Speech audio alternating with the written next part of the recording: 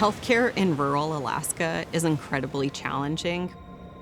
We have barriers with the weather, resources. Something that in a more urban area that would be very simple and straightforward, just to go downtown and seek services, isn't always available here. Bringing no-cost medical, dental, optometry, and behavioral health services helps expand access to healthcare for our people.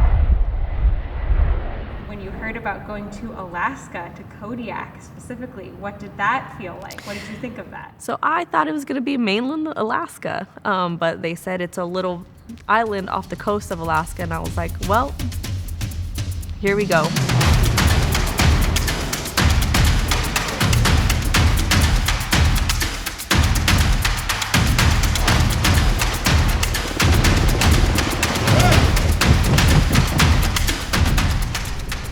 We got Coast Guard, we got Navy, we got Army involved, so it'll be a joint training every day. Bring it in!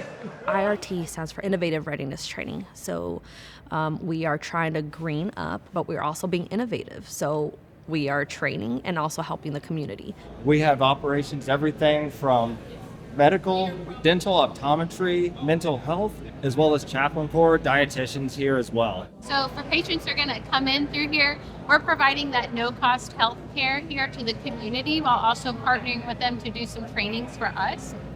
KANA's role in Kodiak Arctic Care missions is to be the lead community partner. It starts in September every year with an application to the IRT website, and if we are selected for a mission, we begin planning with the military to bring 250 plus military members up to Kodiak to provide those services.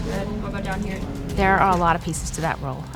Nicole Miles does the majority of public affairs and community partnership liaison. She works with community partners like Highmark to help get the equipment delivered, and Kodiak Island Borough School District, because this is where all of the members are living while they're here. It's a little chilly, I know. It does get a little chilly, but we adapt and overcome. There are some advantages to partnering for other community partners as well, because they're invited to come to any trainings that the military holds, whether that be for medical providers, first responders, and some open just to community members. All right, is anyone here by voice? Who needs help? All right. These cards, this is how our medics identify what has gone on with you. So if somebody walks off with your card, that's on them. The consistency and what is this patient going to look like in 15 minutes? Right. Yeah, that anticipation is key, and I love that. That's fantastic, guys.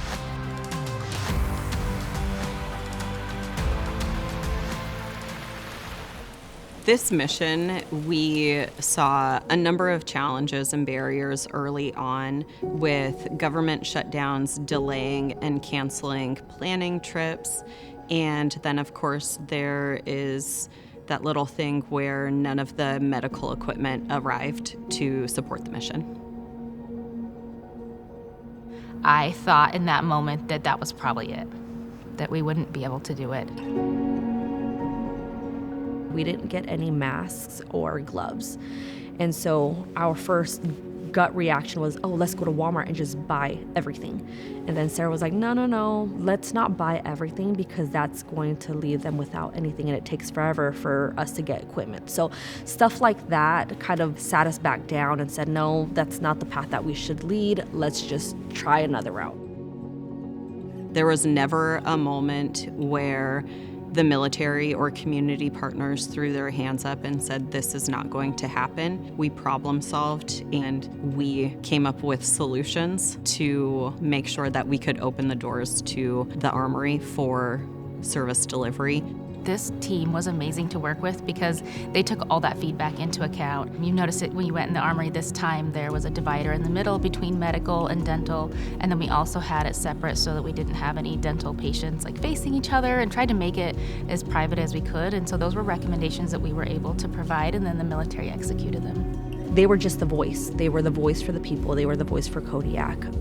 If they felt like we were going left, they would kind of gear us towards the right direction. And I think that's very important to have somebody that knows their community that well. I work with our health teams in Kodiak and in the villages. So while service delivery is in the armory in Kodiak, it is actually in our KANA facilities in the village locations. So we ensure that we have a supply already here, anticipating extra things that they might need, and then push those supplies out to the villages so that those sites are ready and prepared. I have been incredibly grateful to partner with Sarah Arneson on the last few missions. She and I have been working on these for several years together, and I could not ask for a better partner in this than Sarah. I love working at KANA because KANA is a tribal health organization and a federally qualified community health center. And I grew up somewhere where both of those types of care were hard to access. And so KANA as a whole already just meets things that are very valuable and important to me personally. And then having Arctic Care come in and be able to serve the community members that maybe aren't accessing services through other avenues in the community is really important. We had a family come in that was here on the last mission, and they came back this mission to see if the provider was still there, and one of the providers that had helped them did come back this time. A lot of the community members I'm recognizing from the last 3 missions, especially a family that's here now, just reconnecting with them. I was on the phone outside of Nuniak one day, and a local passed by and he said, "I love you." And I was like, "I love you too," without even thinking about it. So just them being aware the reason why we're here and being appreciative of what we're doing says a lot. They got patients in who didn't have appointments. They stayed with them. They cared for our elders and our children.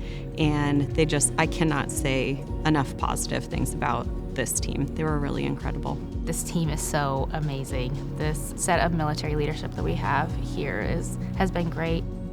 We would always refer back to them because at the end of the day, they know their community more than we do. So that says a lot. It means more that they were willing to go out of their way to just help. This is an awesome community. This is honestly one of the best community partners that we've ever worked with. Seeing all of our community members come through the armory to receive no-cost health care services is the cherry on top of this mission.